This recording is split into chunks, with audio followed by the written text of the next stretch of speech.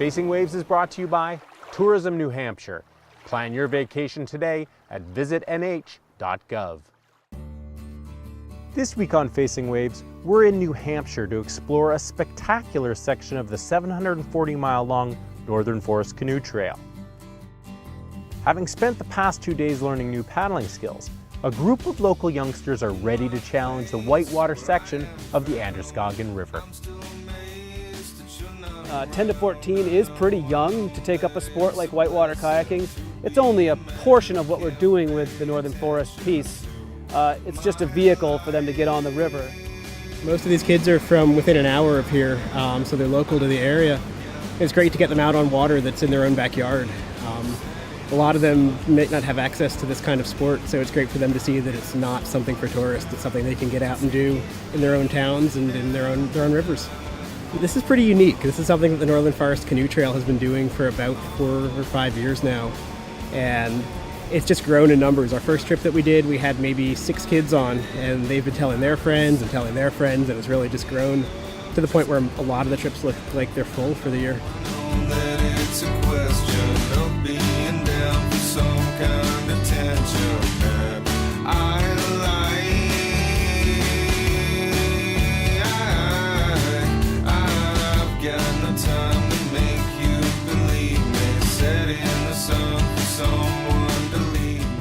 I had to go over all the small ones, so I kept thinking to myself, oh, I just gotta keep paddling, don't tip. Oh, first time ever, and I didn't flip over. You just have to keep paddling, and cause if you stop and you think you're gonna flip over, it's not gonna help your chances of not flipping over. So you have to just keep paddling and just be ready in case you do. I can't wait to go through it again.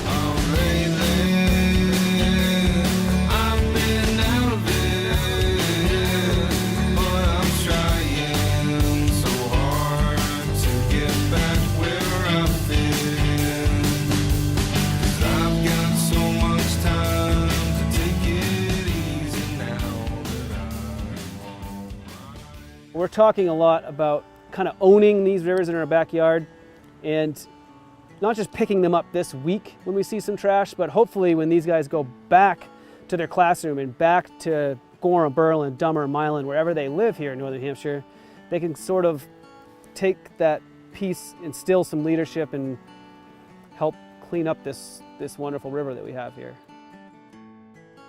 This trip does build character. I can see it in the kids that I've had before. So there's 3, 4, 5 kids that are coming back for year 2 or 3. And yes, they're growing up, and so they're getting this stuff at school anyways, but I've noticed a lot of positive reinforcement for the kids that are having, normal growing pains into this sport, but that these guys weren't doing before. So I think those are some of the skills that are learned right here in 5 days. I consider it really more of a means to an end for me as an adult, but also for a kid to plug into it and grab that peace of mind and that sense of stability and that sense of purpose that you can't always find on a screen or electronically. They talk about it, the experience they had for all year round. I get feedback from school teachers or from parents. They won't stop talking about their adventure and their experience in their own backyards. It's unbelievable. It's priceless. Watching a kid's life change. We have them on their last day do something very interesting. Write a letter to themselves about their 5 days on the river. And what we see are things like, never say the word I can't, only I can. Cherish every breath that you take. Never take anything for granted because you may not ever have it again. If you take something from Mother Nature, always remember to put it back. It blows me away what an 11 or a 12-year-old kid can put down on a piece of paper that even we as adults can sometimes forget. Facing Waves is brought to you in part by Go Paddle. Join the paddling community on Facebook.